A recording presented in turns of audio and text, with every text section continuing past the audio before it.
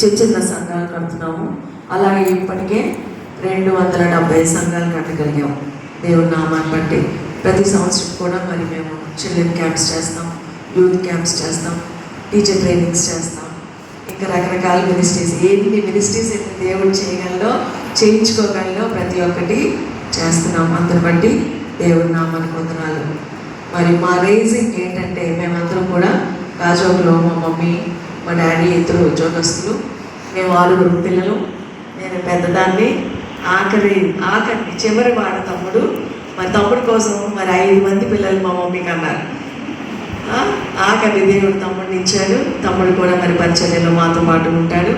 So మేమందరం కూడా మరి దేవుడు మరి చాలా మంచి రేసింగ్ ఇచ్చారు. మా తల్లిదండ్రులు మాకు చాలా స్ట్రిక్ట్గా పెంచారు, చాలా స్ట్రిక్ట్గా, చాలా దైవికంగా, చాలా బోల్డ్నెస్తో మేమందరం. అది చిన్నప్పుడు మమ్మల్ని అందరూ చూస్తే మమ్మల్ని ఏడిపించేవారు కొంతమంది యవనస్తులు. వీళ్ళందరూ ఆడపిల్లలు, వీళ్ళందరూ ఇంగ్లీష్లోనే మాట్లాడతారు, ఇంకా అలాగే ఇలాగని ఎన్నెన్నో అలా చెప్పేవారు. అదంతా మా మమ్మీ, మా డాడీ మమ్మల్ని పెంచిన విధానం. అందుని బట్టి నేను నిజంగా ఇప్పటికీ ప్రతిరోజు తలుస్తాను వాళ్ళు మమ్మల్ని పెంచిన విధానం ఎంత కరెక్ట్గా పెంచారని. అందుని బట్టి దేవుని నామానికి వందనాలు. అలాంటి పేరెంట్స్ మేము కలిగి ఉండడం మా ఆనర్, మా అదృష్టం. లోకం తెలియకుండా, లోకంలో మేము జీవించకుండా, లోకాన్ని ఎదిరిస్తూ ఈ లోకంలో జీవించడం ఏంటో మాకు బాగా ట్రైన్ చేశారు. ఒక మిలిటరీ జనరల్ లాగే మా మదర్ అయితే ఎప్పుడు అది చెప్తాను నేను, మా మమ్మీ మీకు మిలిటరీ జనరల్ లాగా ఉంటారు మమ్మీ.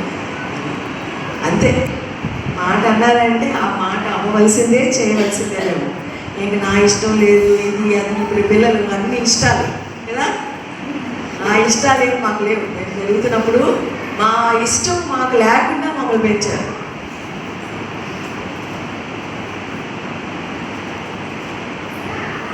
ఒక బర్త్డేకైనా, పుట్టినరోజుకైనా ఈరోజు పిల్లల్ని తీసుకెళ్ళాలంటే పిల్లల్ని తీసుకెళ్తే వాళ్ళ ఇష్టం కదా.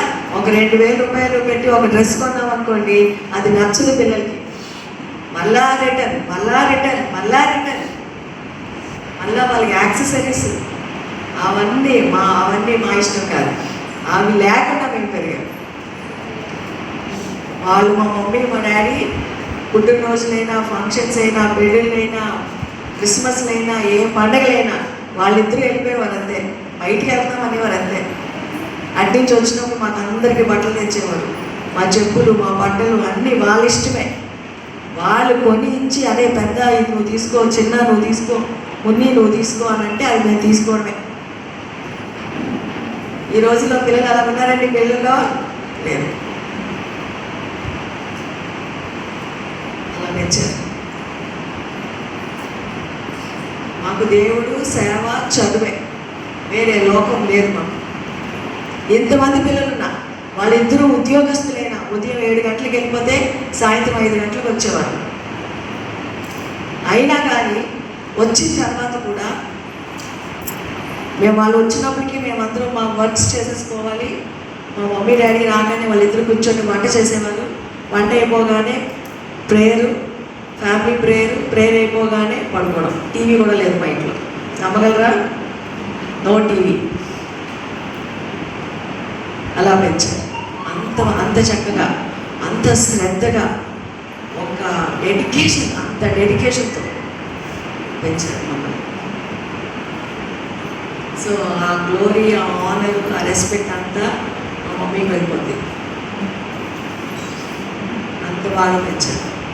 సో ఆ భక్తి మాకు నేర్పించడం వల్ల మా జీవితాల్లో మాకు ఎన్ని కష్టాలు కాకపోయినా అప్స్ అండ్ డౌన్స్, ఛాలెంజెస్ వచ్చినప్పుడు మేము నిలబడగలిగాము. నిలబడి సాధించుకొని మా భక్తిని మేము చేస్తూ, మా పరిచర్యను మేము చేస్తూ, మా కుటుంబాలను మేము కట్టుకుంటూ మేము ఇంకా అదే విధానంలో కొనసాగుతున్నాం.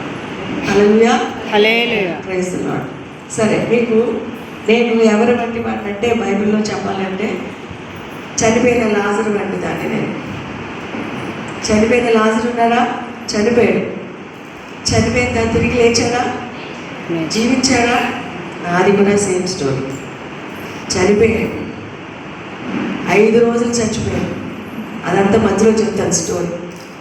మెసేజ్ వెళ్తూ వెళ్తూ వెళ్తూ చెప్తాను. ఓకే, అలాంటి పరిస్థితి నాది. దేవుడు నన్ను ఆ విధంగా మరి నన్ను అలాంటి పరిస్థితిలో వచ్చి నేను వెళ్ళినప్పుడు నిజంగా నా కుటుంబం, మా చెల్లి వాళ్ళ కుటుంబం, మా పిల్లలందరూ, మా మా మా సిస్టర్స్ అందరూ నా పక్షంగా నిలబడి ప్రార్థనలు చేసి పోరాడి గెలిచి చెడిపోయిన నన్ను బయటకు తీసుకొచ్చారు.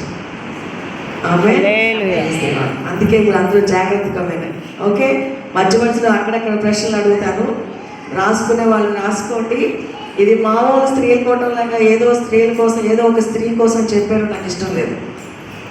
అది రొటీన్. స్త్రీల కూటం అంటే ఎవరో ఏ రూల్తో ఎవరో చెప్పేస్తారు, అది మనం అందరూ చదువుకుంటాం, కానీ అలాగే నాకు ఇష్టం లేదు. ఆ రొటీన్ విమెన్స్ రిట్రీట్ లాగా జరగడం నాకు ఇష్టం లేదు. ఏదో ఒకటి నూతనమైన విషయం మనం అందరం నేర్చుకోవాలి. ఓకే, ప్రార్థన వాక్యంలోకి వెళ్ళిపోదాం. రోమిలకు రాసిన పత్రిక 8వ అధ్యాయము 26వ వచనం. అందులో జాగ్రత్తగా చదవాలి, జాగ్రత్తగా వినాలి, అవసరమైతే రాసుకోవాలి. మధ్య మధ్యలో ప్రశ్నలు అడుగుతాను, ఎవరు నిద్రపోకూడదు. ఆమేన్. ఓకే,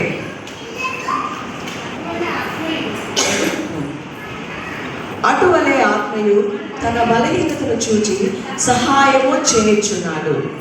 ఇక్కడ మీరు చదువుతున్నప్పుడు ఇది అందరికీ తెలిసిన పరిచయమైన మరి వాక్యమే. అటువలే ఆత్మయు మన బలహీనతను చూచి సహాయము చేయుచున్నాడు. ఏలైనగా యుక్తంగా ఎలా ప్రార్థన చేయవలనో మనకు తెలియదు, కానీ ఉచ్చరింప సఖ్యము కానీ